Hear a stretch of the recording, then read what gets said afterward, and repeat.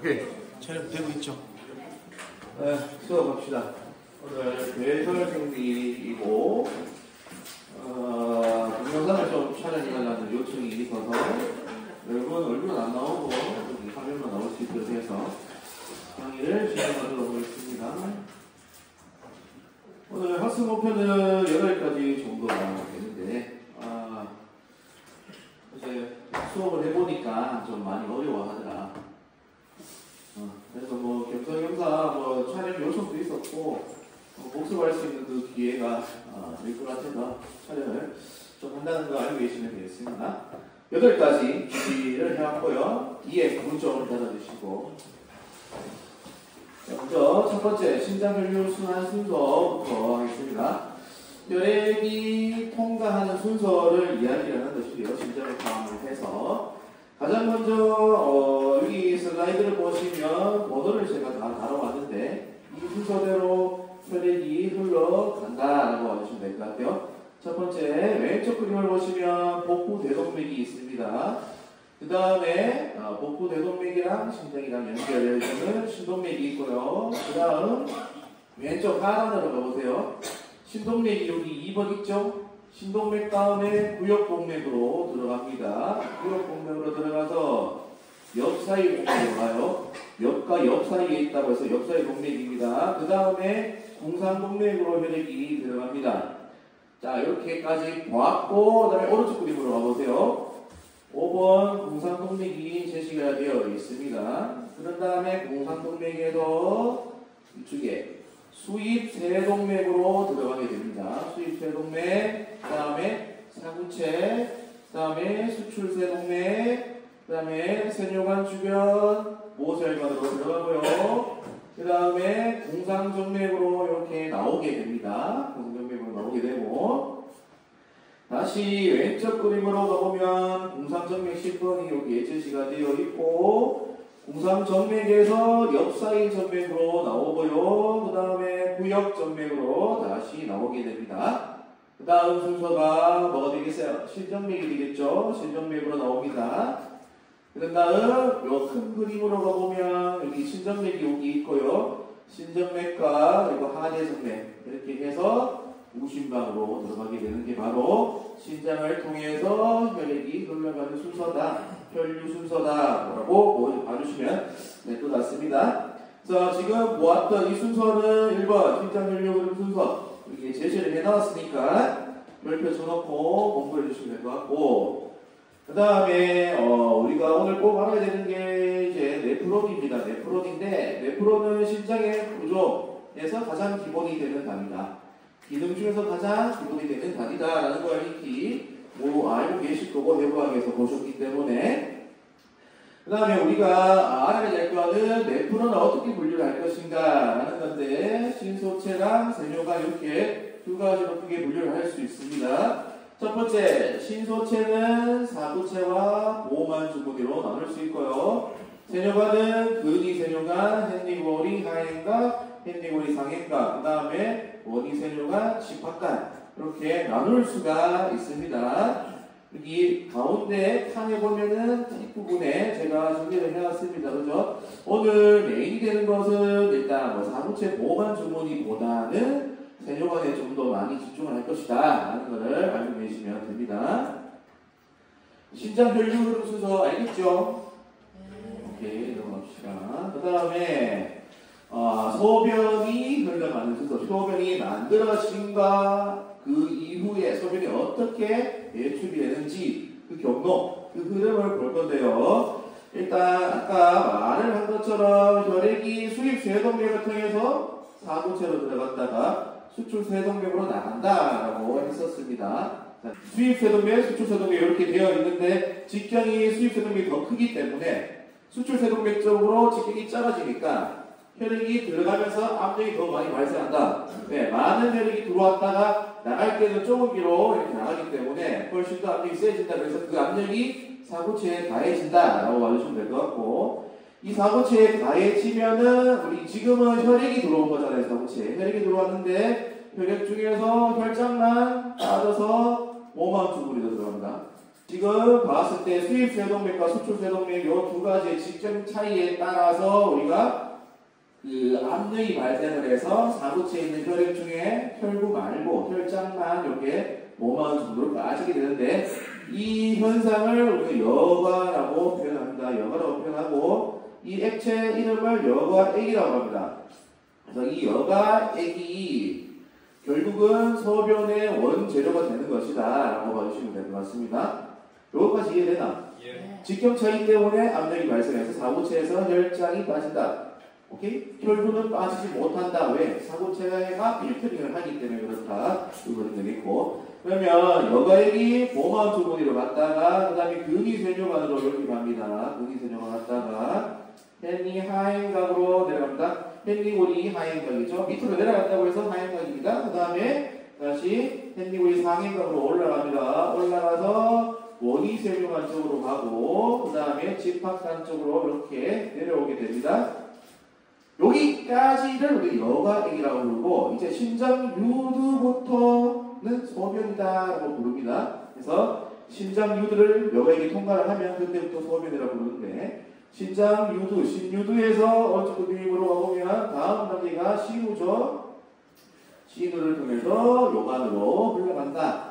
요관은 무엇과 연결이 되어 있고 방광하고 연결되어 있죠. 방광으로 내려가고 방광은 또 무엇하고 연결되어 있고 요도하고 연결되어 있다 그렇지. 그래서 결국은 이렇게 이러한 흐름에 따라서 소변이 배출이 된다라고 하시면 될 것 같습니다.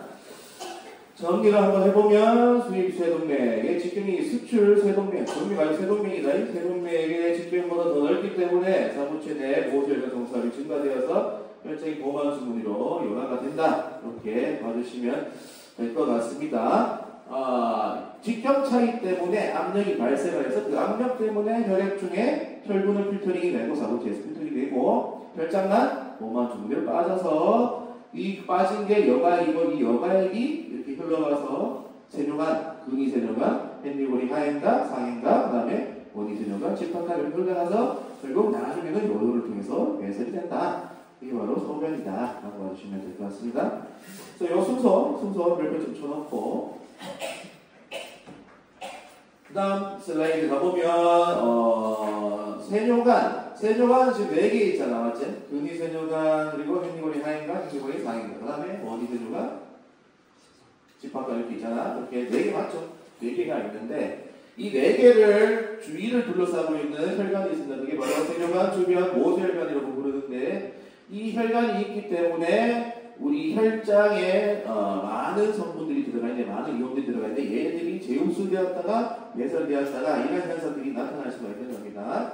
그래서 요 그림을 보면 사구체가 이게 사구체가 되고 이게 보만 주머니가 되겠죠. 그 다음에 이렇게 보만 주머니에서 가장 가까운 근위세뇨관이 있고요. 그 다음에 밑으로 쭉 내려가는 헨리고리 하행각이 있습니다. 그 다음에 헨리고리 상행각이 이렇게 들어가고 원위세뇨관, 그 다음에 집합관 이렇게 해서 여과액이 흘러간다 봐주시면 될 것 같고 이 4가지를 둘러싸고 있는 혈관들이 있는데 그게 바로 세뇨관, 세뇨관 주변 혈관, 주위 혈관이다, 모세혈관이다 이렇게 봐주시면 됩니다. 그래서 이 집합단대를 단면 딱 잘라 보니까 가운데 있는 그림처럼 생겨 있어요. 빨대처럼 생겼는데 루멘이라고 하는 게 빨대 구멍을 이야기합니다. 그 구멍을 통해서 여과액이 흘러가는 거고 그리고 그 루멘을 둘러싸고 있는 게 세포입니다. 셀이 있고요. 그 셀을 둘러싸고 있는 게 바로 모세혈관입니다. 세뇨관 주변 모세혈관이 되는 거예요. 그래서 여기 아래쪽에 그림을 보면 루멘이 있고 루멘을 둘러싸고 있는 게 셀이 됩니다. 셀이 되고요. 그 다음에 셀을 둘러싸고 있는 게 혈관 세뇨관 주변 모세혈관이 된다라고 봐주시면 됩니다. 그래서 이러한 조직들이 있기 때문에 아까 말했던 혈장 안에는 굉장히 다양한 이온들이 있다라고 했는데 그 이온들이 재흡수되었다가 배설되었다가 이렇게 된다라고 봐주시면 될 것 같습니다. 자, 그 이온들의 종류를 보니까 아래쪽에 물이 있고 나트륨이 있고 그 다음에 염소가 있고 칼륨이 있고 중탄산염이 있고 수소가 있고 요소가 있고 포도당이 있고 등등등등이 있습니다. 자, 그런데 줄거온 부분을 여러분들이 잘 알고 계셔야 됩니다. 물나염, 칼중수 요포 이렇게 외워주시면 됩니다. 물라영 칼중수 요포. 오케이?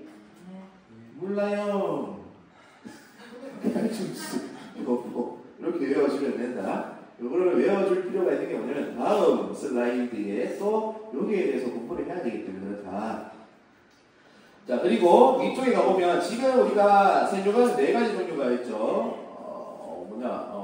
극이 세뇨가 헨리고리, 원이 세뇨가 집합 네 가지 종류가 있는데 지금 4가지를 잘라보니까 맨 앞에 있는 게 극이 세뇨가, 중간에 있는 게 헨리고리고 세 번째 그림이 있는 게 원이 세뇨가이고 마지막이 집합강인데 보시면 다 다르게 생겼습니다. 맞죠? 다 다르게 생겨가지고 하는 일들이 조금씩 달라지고 특히나 극이 세뇨가 여기 빨간색 그림 동그라미를 쳐왔는데 요거는 육모라고 보면 됩니다. 육모. 미세 육모인데 이 미세 육모가 있기 때문에 극이 세뇨관에서 거의 대부분이 제곱수가 됩니다. 육모가 있기 때문에 극이 세뇨관에서 거의 대부분이 제곱수가 된다라고 보시면 될 것 같습니다. 그러면 결국은 정말로 대다수의 이온들이 제곱수가 되는 곳이 바로 극이 세뇨관이다. 그러면 헨리고리나 원이 세뇨관이나 집합관은 극이 세뇨관보다 제곱수가 되는 이온들의 숫자가 적어진다. 이렇게 생각해 주시면 될 것 같습니다. 자, 왼쪽 박스에 적어왔죠. 극이 세뇨관은 미세요포가 발달되어 있기 때문에 제곱수율이 높다. 다양한 이온들을 제곱수시킨다라고 되어 있습니다. 뒤에서 바로 나오겠지만 극이 세뇨관에서 중탄산염이 제곱수가 되는데 중탄산염이 제곱수가 되는 것뿐만 아니라 중탄산염도 생성을 시킵니다. 극이 세뇨관에서.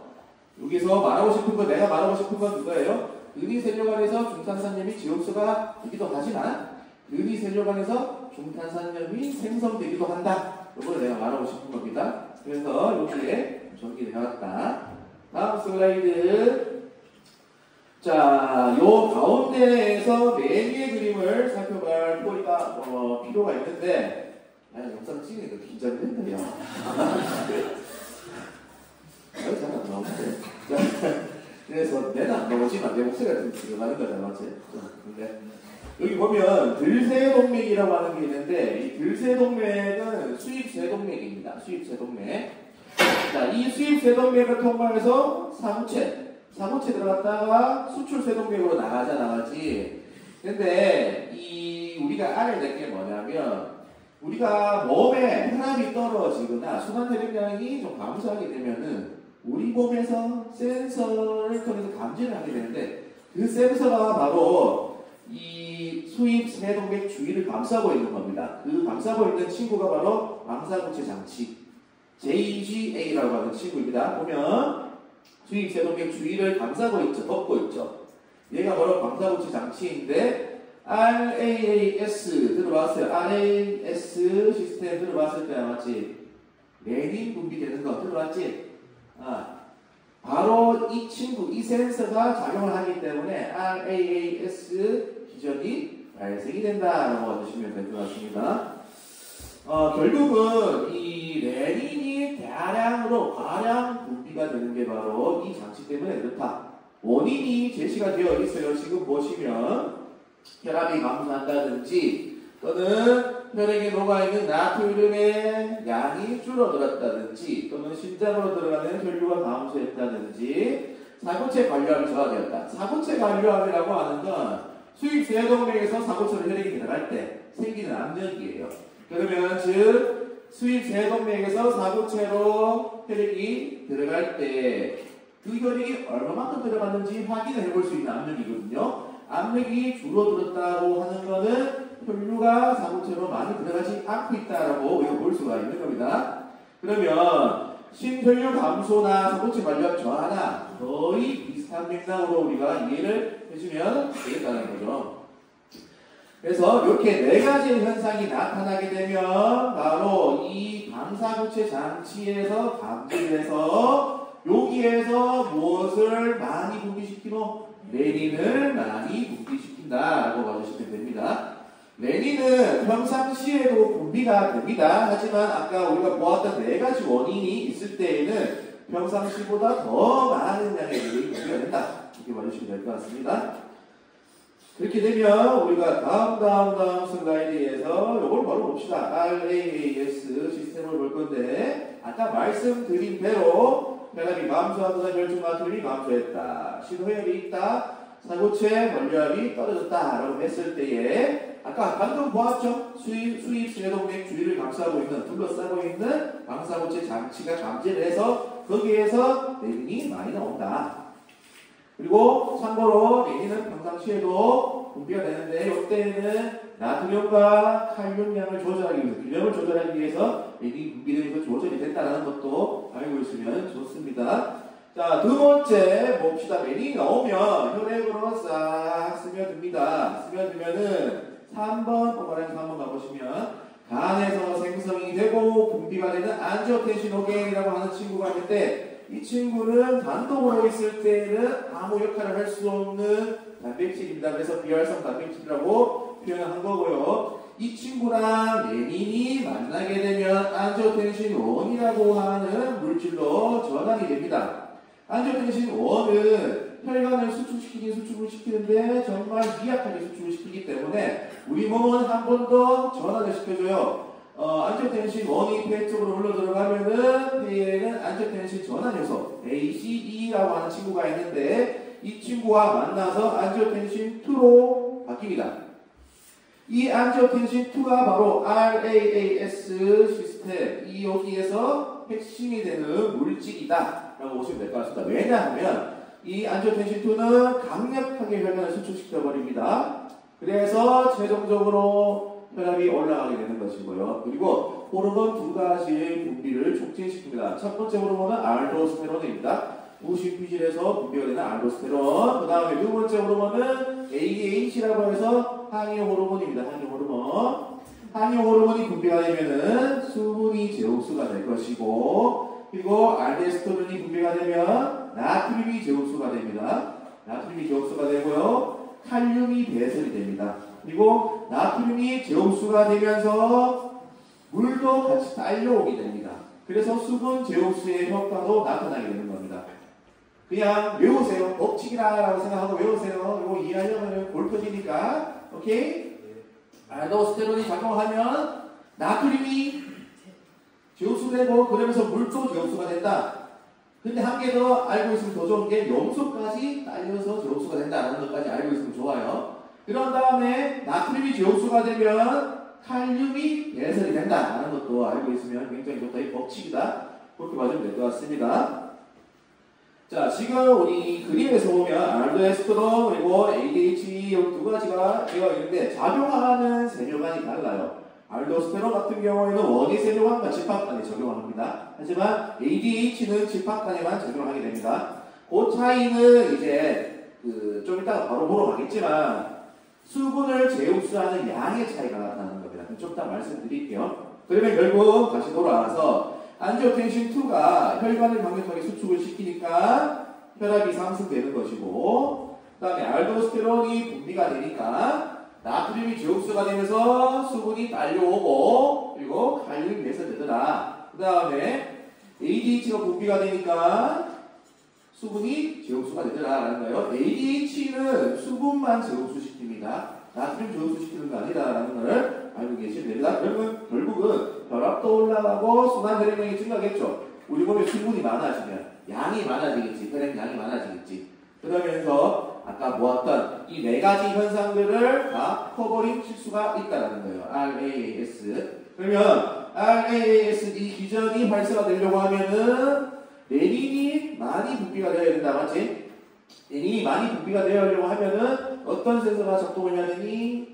망사구체 장치, 소리격 장치, 사구체격 장치, JGA 이 친구가 작용을 해줘야 된다는 거예요. 얘가 작용하면 레닌이 과량으로 나온다는 거 알고 있으면 됩니다. 이해되나? 예. 오케이. 그래서 요 슬라이드로 한번 가볼게요. 이제 본격적으로 한번 볼 건데 세뇨간 제흡수 및 분비라고 되어 있는데 아까 우리 물나염, 칼중수 요거 외웠지? 물, 나염, 칼중수, 요포데이제 맞지? 예. 그래서 외우라고 한 거고 여기에 대해서 다 암기를 해주면 나중에 이뇨제, 양리학 가서 이뇨제할 때 편하다. 이걸 한번 차근차근 봅시다. 가장 먼저 사구체에서 보만 주머니로 혈증이 빠져나가는 것을 우리 여가라고 했습니다. 맞죠? 그래서 보면 여가가 되는 물질이 쫙 제시가 되는데 한 가지는 여가가 되지 않습니다. 그 안 되는 물질이 뭐? 단백질이죠. 단백질. 만약에 단백질이 검출되었다. 소변에. 그러면 어디에 이상이 있느냐? 사구체에 이상이 있는 겁니다. 사구체가 원래 단백질을 필터링 해줘야 되는데 필터링을 하지 못하니까.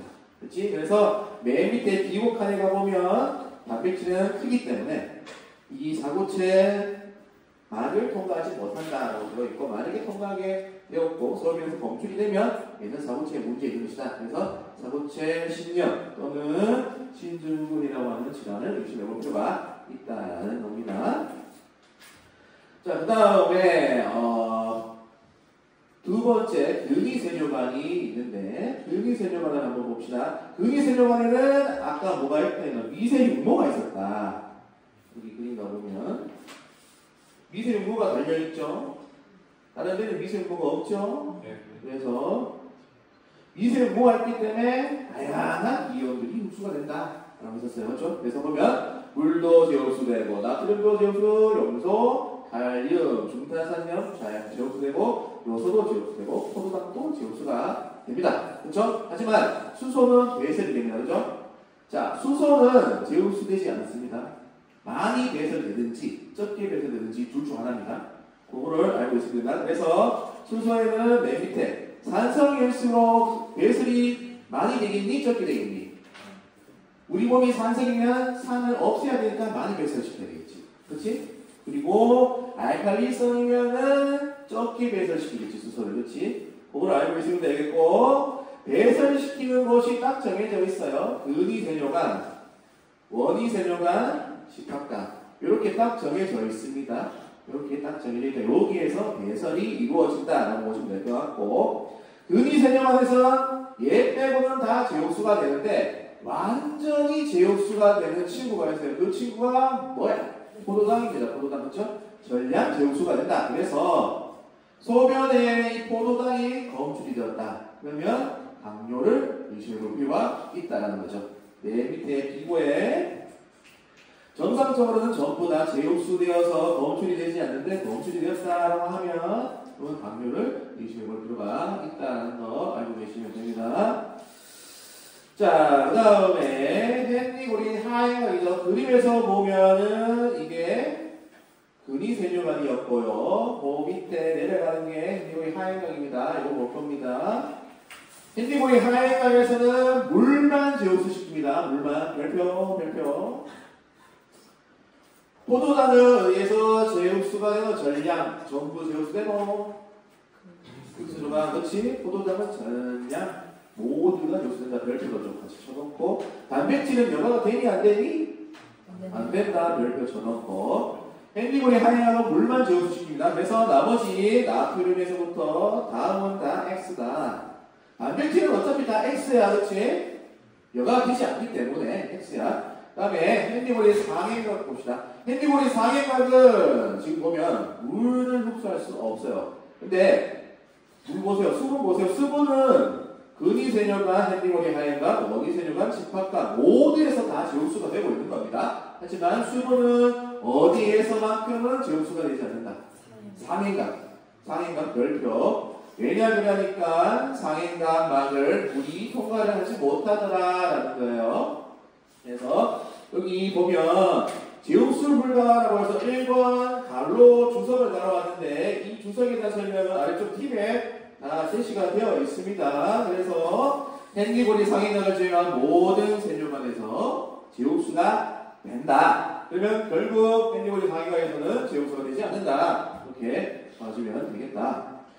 자, 그 다음에 물은 됐고, 헨리고리 상행각에서 지금 물은 흡수가 안 된다고 말씀을 드렸고, 그러면 무엇이 제흡수가 되느냐? 나트륨, 염소, 칼륨, 얘들이 제흡수가 됩니다. 제흡수가 얘들이 됩니다. 헨리고리 상행각에서는 뭐가 제흡수가 돼요? 나트륨, 염소, 칼륨이 제흡수된다. NKCC라고 하는 통로를 이용을 해서 제흡수가 되는데, NKCC까지는 지금은 알 필요는 없다. 나중에 양기한테 보면 되니까 눈으로만 한번 익혀보세요. NKCC라고 되어 있고 지금 제우스 가열과 능동 되어 있잖아. 맞지? 그러면 NKCC 이 폭로는 ATP를 발효하는 친구다. 알 수가 있겠지. 그치?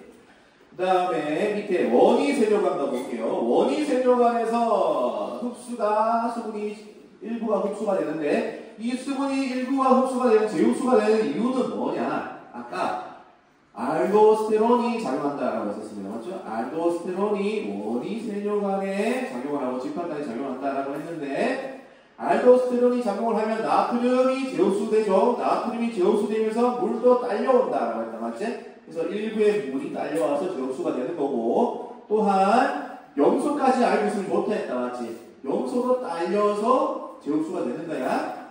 그리고 마지막 나트륨이 제흡수가 되면 누가 배설이 되는 거? 칼륨이 배설되지. 그래서 칼륨이 배설되는 것이다. 그래서 요거는 알도스테론 때문에 그렇다라는 거 알고 계시면 되겠고 알도스테론 분비가 이루어진다라고 하는 거는 우리가 RAAS 체계하고 관련이 있다 라고 봐주면 될 것 같습니다. 그 다음에 집합관 가볼게요. 집합관 여기도 알도스테론이 작용을 합니다. 그래서 원위 세뇨관과 똑같아요. 똑같죠? 제흡수, 나트륨 똑같죠? 진짜 다 똑같아요. 똑같은 기전일 수밖에 없기 때문에 그래요. 이렇게 똑같이 흘러가는데 차이가 뭐냐면 집합관에서는 ADH 항이 호르몬이 분비가 된다라고 했었어요. 작용한다라고 했었어요. 내하수질 후에서 분비가 돼서 집합관에 작용을 한다라고 했었습니다. 그러면 ADH가 하는 역할이 수분을 제흡수시키는 거잖아. 그러면 이 친구는 수분을 직접적으로 제흡수시켜. 오케이? 근데 원위 세뇨관에서는 ADH가 작용하지 않죠. 타켓 올간이 집합관이기 때문에 원위 세뇨관은 타켓 올간이 아니에요. 타켓 기관이 아닙니다. 맞죠? 그래서 원위 세뇨관에서 수분이 적게 제흡수되는 건 나트륨이 제흡수되면서 딸려오는 거기 때문에. 하지만 집합관에서는 수분이 ADH 때문에 제흡수가 되니까 원위 세뇨관하고 비교를 했을 때에 수분 제흡수되는 양이 훨씬 더 많다는 거예요. 이해되나? 예. 그래서 ADH, 알도스테론 분비가 된다. 이런 것도 마찬가지 RAAS하고 관련이 있는 것으로 우리가 볼 수가 있다. 라는 거죠.